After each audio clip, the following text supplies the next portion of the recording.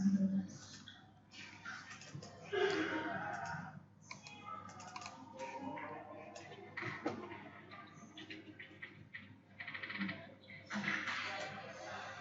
Assalamualaikum warahmatullahi wabarakatuh. Shalom, Om Swastiastu, Namo Buddhaya, Salam Kebajikan. Baik, Bapak Ibu, pada hari ini kita akan melanjutkan materi kita masih dalam modul 4 pembelajaran BST ya. Untuk submaterinya adalah manajemen kontrol kelelahan. Oke, kita lanjut ke materi ya. Nah, apa sih yang harus dipahami dan cara untuk tindakan yang diperlukan untuk pengendalian kelelahan? Nah, kita pahami dulu tentang kelelahan itu ya. Apa sih kelelahan? Yaitu pengurangan dalam kemampuan fisik atau mental sebagai akibat dari pengerahan tenaga fisik, mental atau emosi yang dapat mengganggu kemampuan fisik yang mencakup. Yang pertama adalah kekuatan, terus yang kedua adalah kecepatannya, yang ketiga waktu reaksi, yang keempat koordinasi, yang kelima pembuatan keputusan, dan yang terakhir adalah keseimbangan. Lanjut.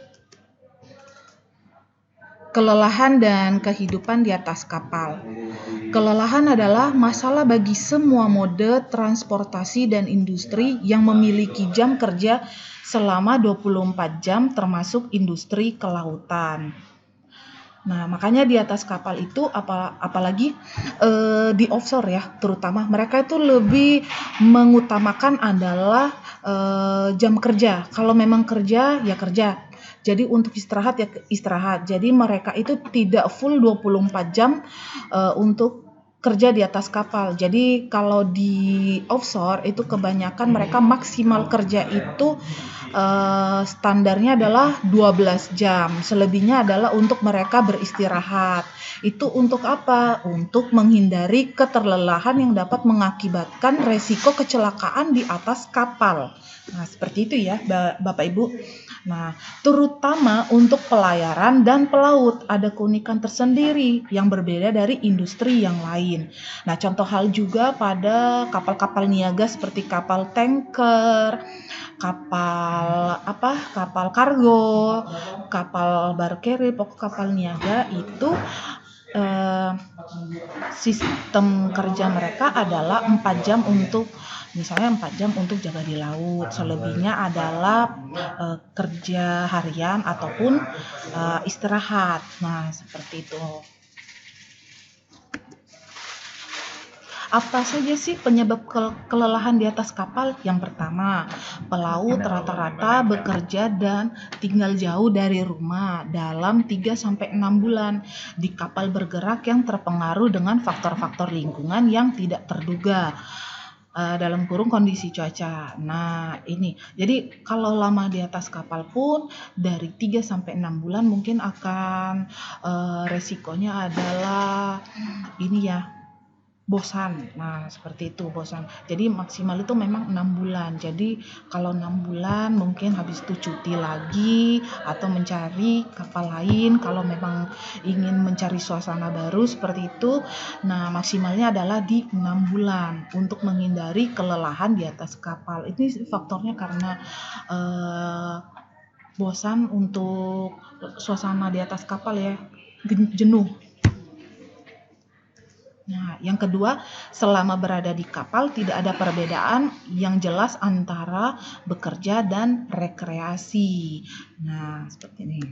Terus yang ketiga, kru berasal dari berbagai negara dan latar belakang berbeda yang diharapkan untuk bekerja dan tinggal bersama dalam waktu lama. Nah, ini untuk mungkin kapal-kapal yang mix dengan negara-negara lain karena individu yang ada di atas kapal berbeda dengan negara lain. Jadi kecenderungannya adalah bosan untuk berada di atas kapal. Lanjut, aspek operasional yang berhubungan dengan shipping menjadi lebih kompleks. Seperti apa? Nah, ini perbedaan tipe kapalnya. Nah, bisa dilihat ya, dari kapal yang super besar sampai yang ukurannya kecil. Oke. Nah, ini adalah rotasi pelabuhan.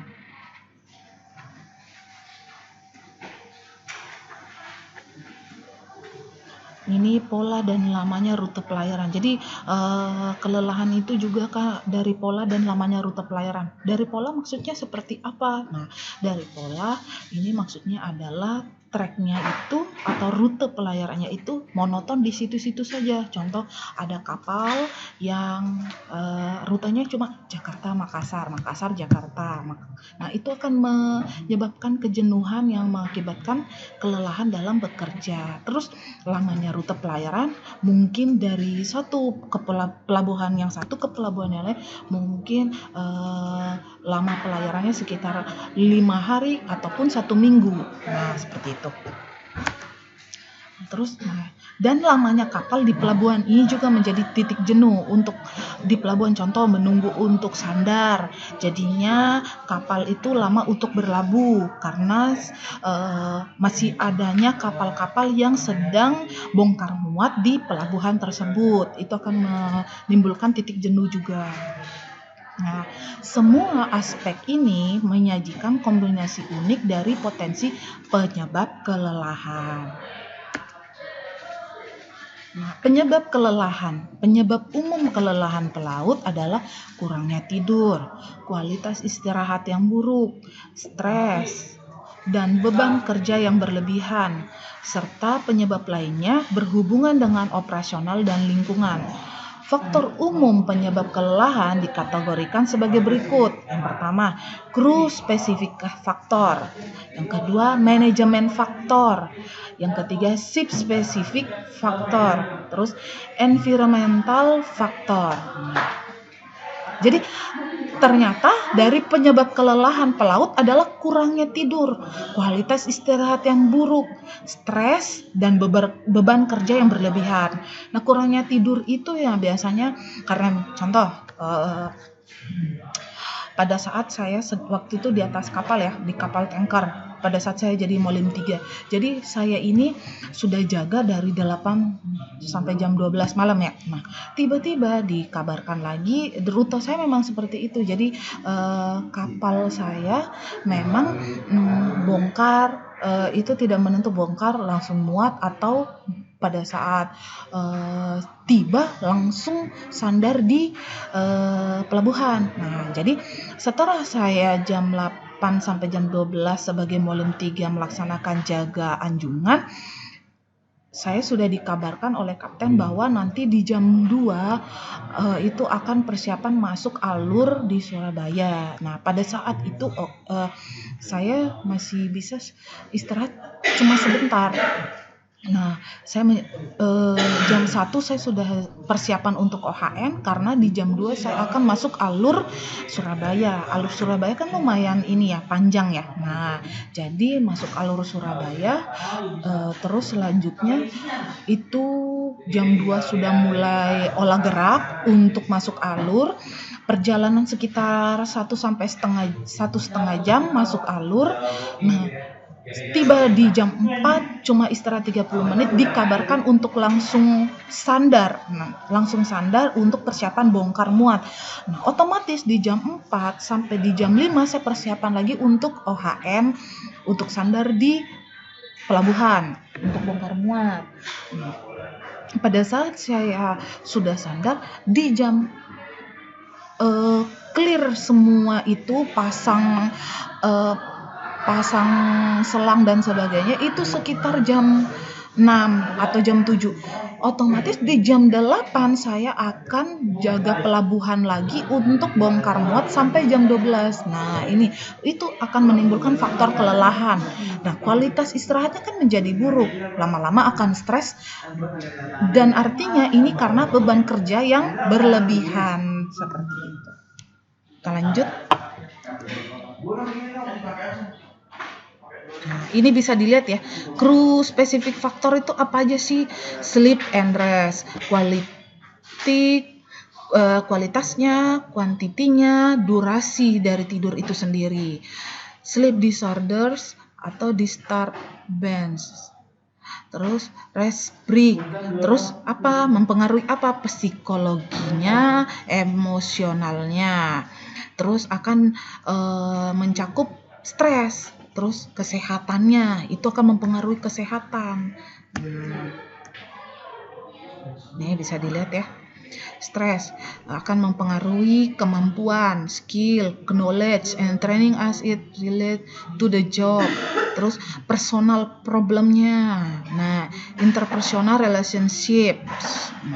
Terus selanjutnya, oke.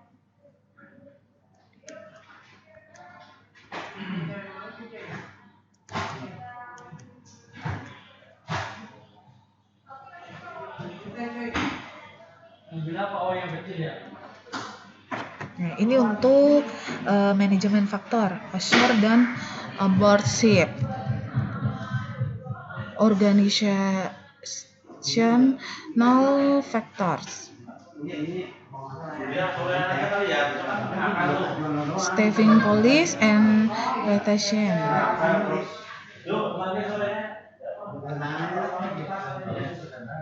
Bisa dilihat di sini ya, voyage and schedule factor.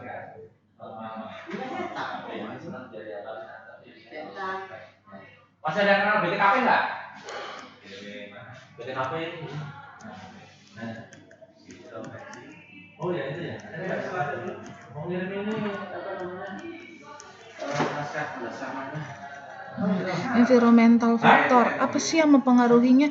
Pengaruh lingkungan, misalnya suhu, kelembaban, tingkat kebisingan yang berlebihan, dapat menyebabkan atau mempengaruhi kelelahan. Dalam jangka panjang, hal tersebut dapat mengganggu kesehatan, ketidaknyamanan fisik, dan menyebabkan gangguan tidur. Terus yang kedua, gerak kapal juga dianggap faktor lingkungan. Gerak mempengaruhi kemampuan seseorang untuk menjaga keseimbangan fisik. Hal ini karena energi tambahan yang dikeluarkan untuk menjaga keseimbangan sambil bergerak, terutama saat kondisi cuaca buruk.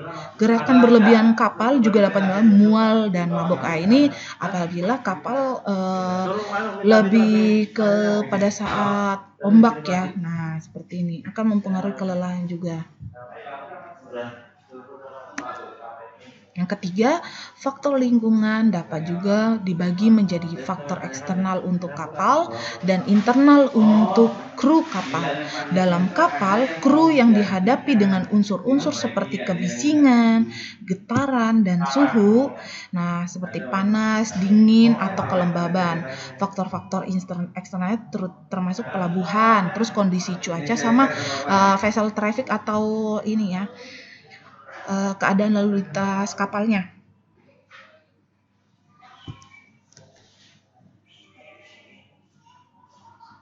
Nah, ini konsep dasar untuk memahami kelelahan pada materi sleep and rest. Nah, durasi, kebutuhan tidur semua orang unik. Namun umumnya dianjurkan bahwa seseorang memperoleh rata-rata 7-8 jam tidur per 24 jam sehari. Seseorang membutuhkan jumlah tidur yang menghasilkan perasaan segar dan waspada. Kewaspadaan dan kinerja terkait langsung dengan tidur. Tidur yang tidak cukup selama beberapa hari berturut-turut akan mengganggu kewaspadaan. Hanya tidur yang dapat mempertahankan dan mengembalikan tingkat kinerja. Nah, di sini memang kebutuhan tidur itu memang sangat penting ya di atas kapal. Lebih jatuhnya ke istirahat, di jam istirahat.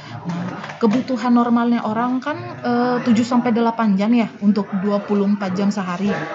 Nah, namun memang di atas kapal itu tidak bisa diprediksi ya, apalagi pada saat kita sedang kapal dari berlayar ke olah gerak. Nah, itu biasanya kita tidak akan berolah gerak, entah itu sandar di pelabuhan ataupun pada saat kita olah gerak untuk berlabuh, itu tidak bisa diprediksi.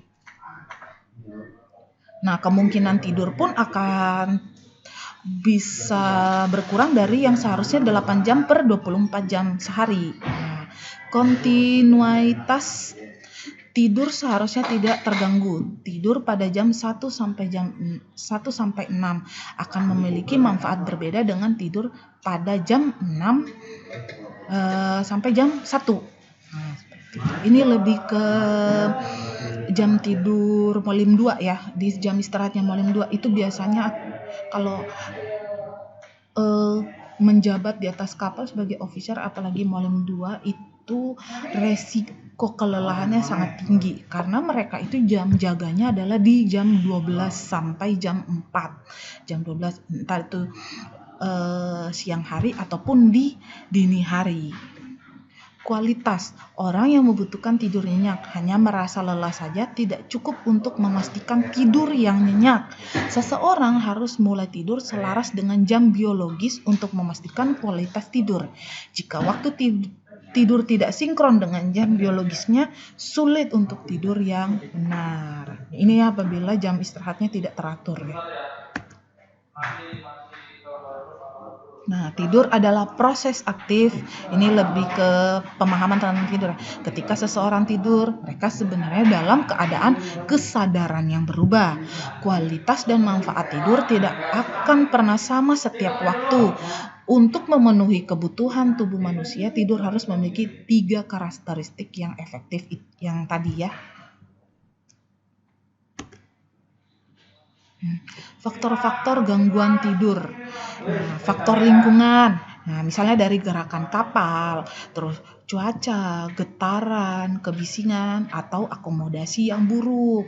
Nah, terus makanan dan konsumsi bahan kimia, misalnya dari asupan alkohol yang berlebihan. Namun kan di atas kapal mengkonsumsi alkohol sangat dilarang ya. Terus kopi, obat-obatan. Nah, terus faktor psikologinya, misalnya dari stres, kekhawatiran keluarga, tanggung jawab pada saat bekerja. Nah, mungkin ada beban. Nah, ini ada beban atau contoh sedang di kondisi kekhawatiran keluarga itu mungkin lagi ini kepikiran mungkin ada ya pada saat berlayar yang sedang berduka.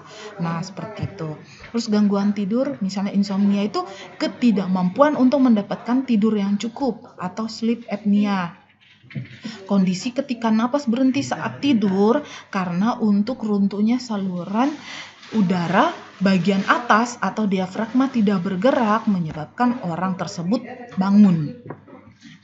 Terus faktor operasional, apa maksudnya? Misalnya gangguan yang disebabkan oleh drill bongkar muat, nah itu seperti tadi. Jadi bongkar muat, mau sandar di pelabuhan.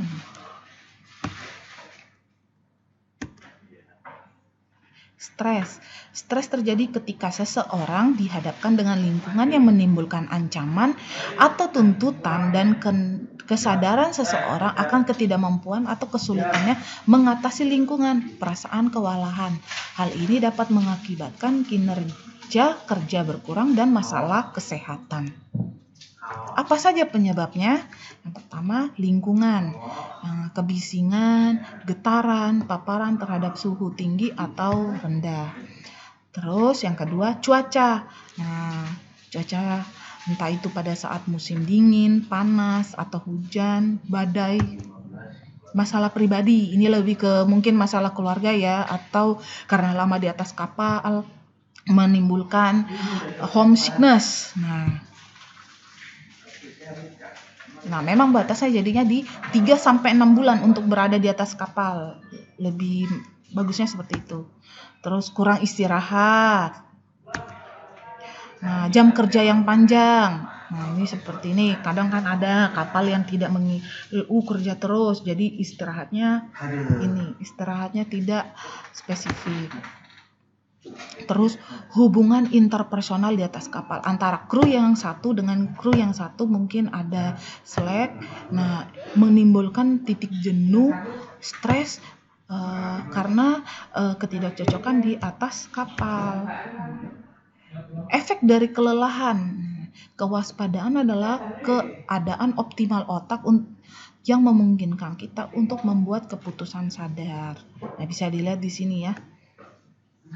Ketika kewaspadaan seseorang terpengaruh oleh kelelahan, kinerja di tempat kerja dapat secara signifikan terganggu. Gangguan akan menjadi dalam setiap aspek kinerja manusia, seperti dalam pengambilan keputusan, waktu respon, penilaian, hand-eye coordination.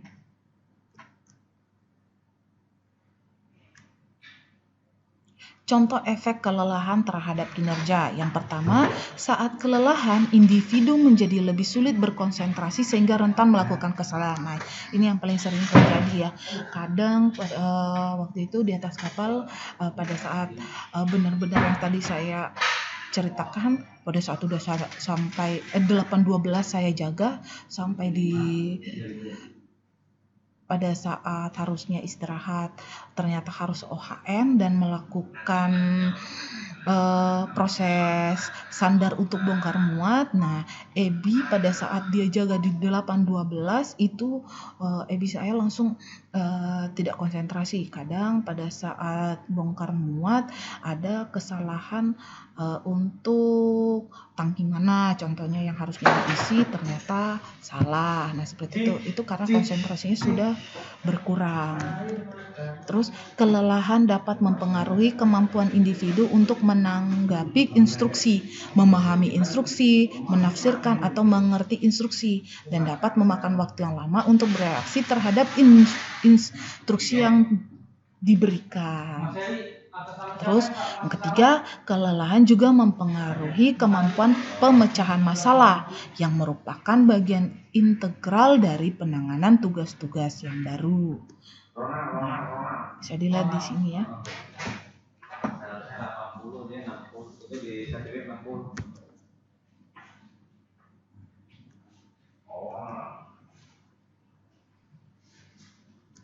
Apa saja aturan dan regulasinya sih untuk penanganan kelelahan ini? Ada di Konvensi STCW, Konvensi ILO.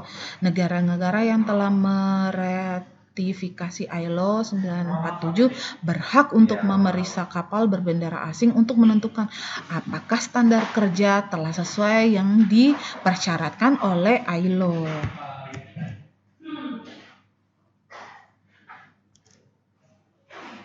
Nah, selanjutnya saya berikan soal esai kepada Bapak Ibu untuk dikerjakan ya. Di sini ada 5 soal esai yang harus dikerjakan. Soal yang pertama adalah yang menyebabkan seseorang merasa lelah fisik dan mental yang dapat disebabkan oleh apa aja. Nah, yang kedua, sebutkan tipe-tipe kelelahan menurut Workplace Safety and Health Council. Yang ketiga, sebutkan gejala-gejala kelelahan apa saja. Yang keempat, sebutkan efek panjang dari akibat kelelahan. Yang kelima, sebutkan cara mengatasi kelelahan.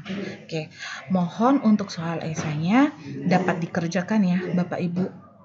Nah, sekian untuk pembelajaran materi pada hari ini tentang mengontrol kelelahan. Terima kasih untuk Bapak Ibu partisipasinya dalam pembelajaran hari ini. Sekian dan terima kasih.